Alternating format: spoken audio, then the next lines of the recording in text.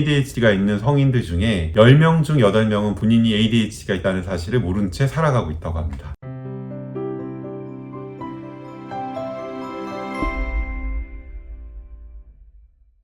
안녕하세요. 슬기로운 ADHD 생활 정신건강의학과 전문의 백준영입니다. 이 영상을 보시는 분들 중에는 ADHD가 의심이 되지만 아직 진단받지 않은 분들도 많이 계실 텐데요. 오늘은 성인 ADHD 진단평가를 받는 것이 왜 중요한지에 대해 설명드리고자 합니다. ADHD가 있는 성인들 중에 10명 중 8명은 본인이 ADHD가 있다는 사실을 모른 채 살아가고 있다고 합니다. 어린 시절부터 자신이 다른 아이들과 왜 다른지, 남들은 문제없이 하는 일상이 왜 어렵게 느껴지는지 이유를 알지 못하고 스스로를 비난하거나 자책하는 경우가 많습니다.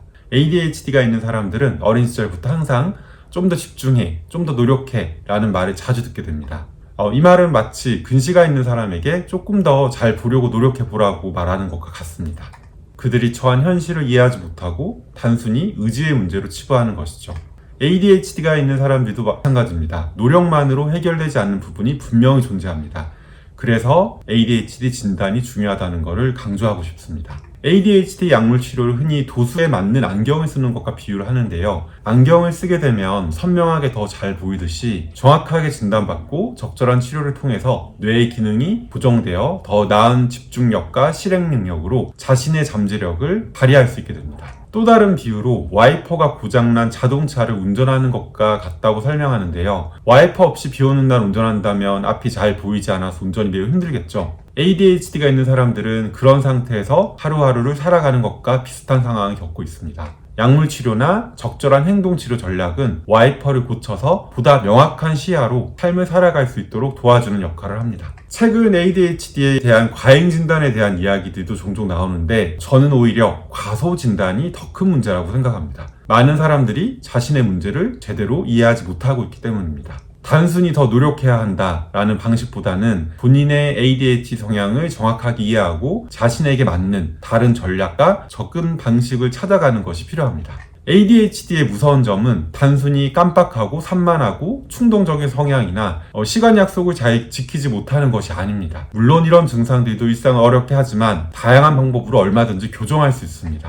ADHD가 정말 무서운 것은 이러한 증상들로 인해서 어린 시절부터 서서히 쌓이는 패배감, 열등감, 자기 부적절감, 그리고 그로부터 비롯되는 학습된 무력감입니다. ADHD 증상은 친구관계, 학업, 학교생활, 직장생활, 사회생활, 그리고 우리 삶 전반에 악영향을 미쳐서 악순환에 빠지게 할 수 있습니다. 이러한 점에서 저는 ADHD 진단의 아하 이펙트, 즉 스스로를 다시 이해하게 되는 순간이 매우 중요하다고 생각합니다. 진단은 ADHD 환자라는 낙인을 붙이기 위한 것이 아닙니다. ADHD 진단을 받는다고 해서 평생 꼬리표를 따라다니는 것 또한 아닙니다. 자신의 현재 상태를 정확히 확인하고 진단받는 것은 자신을 보다 더 잘 이해하고 개선점을 찾아서 이를 바탕으로 미래를 위한 다양한 선택지를 고민할 수 있는 출발점이 될 수 있습니다. ADHD 치료와 관리는 단순히 증상을 없애는 것이 아니라 자신을 더 깊이 이해하고 더 나은 삶을 향한 기회를 열어주는 과정입니다.